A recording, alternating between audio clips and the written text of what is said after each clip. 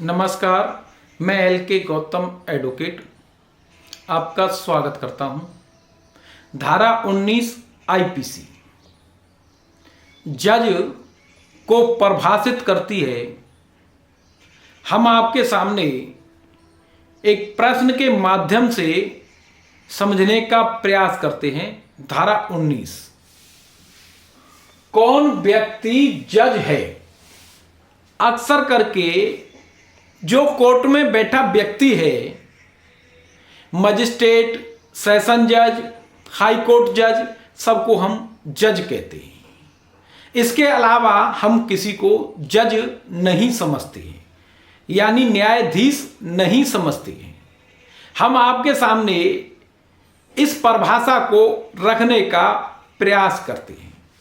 धारा 19 के अनुसार न्यायाधीश शब्द न केवल ऐसे व्यक्ति का सूचक है जो पद रूप से न्यायाधीश नियुक्त हो, यानी जो जज बताया गया है, हाई कोर्ट जज, सेशन जज, एडिशनल सेशन जज, मजिस्ट्रेट, जो जज बताया गया है वो नियुक्त है, वो जज तो है, उसको तो हम जज मानते हैं, समझते हैं, नियुक्त है, कोई दिक्कत नहीं है।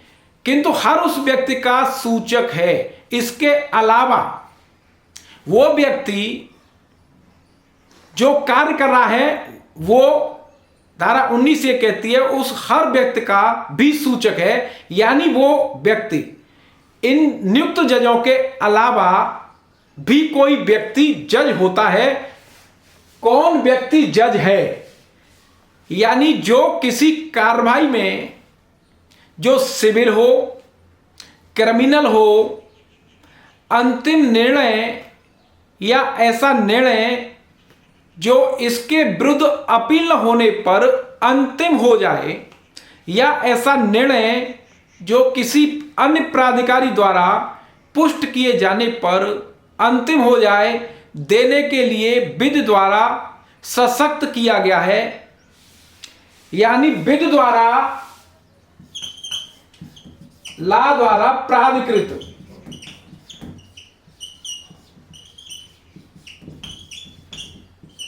कोई व्यक्ति जो ला द्वारा प्राधिकृत किया गया है वो व्यक्ति भी जज है, या जो उस व्यक्ति निकाय से एक हो और जो नियुक्त निकाय निर्णय देने के लिए सतत किया गया है, यानी एम्पावर्ड है। कोई व्यक्ति कानून ने एम्पावर्ड किया है, वो व्यक्ति जज है। आप जजों को जज समझते हैं, सारे लोग ये कहते हैं और समझते हैं कि ये जज हैं, वो नियुक्त हैं इसलिए जज हैं। इनके अलावा कुछ व्यक्ति भी जज होते हैं। अब यहां प्रश्न आया, अंतिम निर्णय हो जाए। इस अंतिम निर्णय को हम अभी आपके सामने आगे रखते हैं। क्या पंचायत का सदस्य न्यायाधीश है? पंचायत का सदस्य, कई प्रदेशों में पंचायत सदस्यों को किसी मुकदमे को सुनने और निर्णय के अधिकार दिए हैं। इसलिए धारा 19 का ग भी उदाहरण देता है और यह कहा गया है कि कोई पंचायत का सदस्य या सरपंच कोई निर्णय करता है, मुकदमा सुनता है, वो जज है। कोई कलेक्टर जो किसी मुकदमे का निर्णय करता है वो जज है। इस तरीके से कोई भी व्यक्ति जो निर्णय कर रहा है और अंतिम निर्णय है वो जज है। अंतिम निर्णय का क्या आशय है? अंतिम निर्णय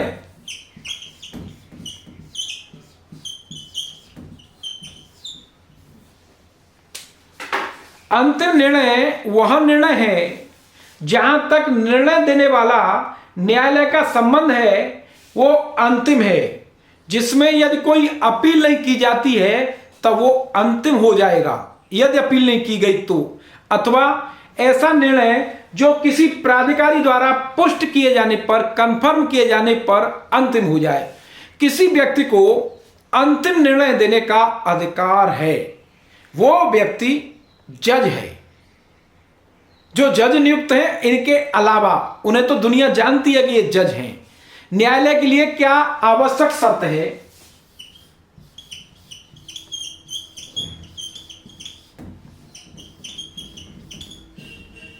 क्या आवश्यक शर्त है?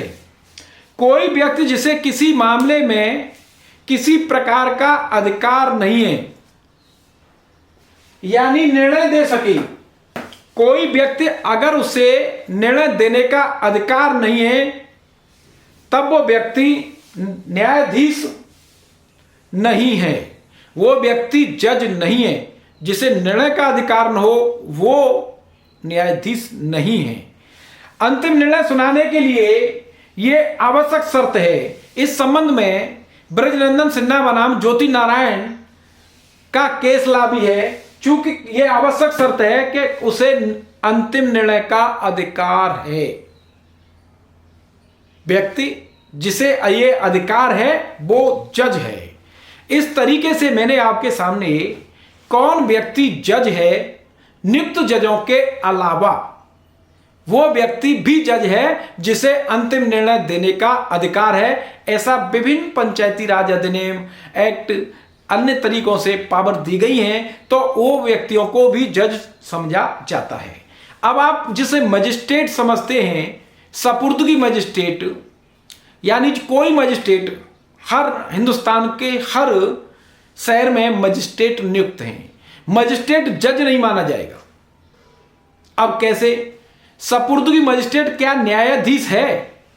मैं आपके सामने एक मजिस्ट्रेट के संबंध में ये कहूंगा कि कई बार मुकदमों को कमिट किया जाता है, सेशन कोर्ट दिया जाता है, और उस मजिस्ट्रेट का केवल ये काम है कि मुकदमा चार्जशीट आने के बाद वो सेशन न्यायालय को मुकदमा सपुर्द कर दे। यहां निर्णय देने का अधिकार नहीं है।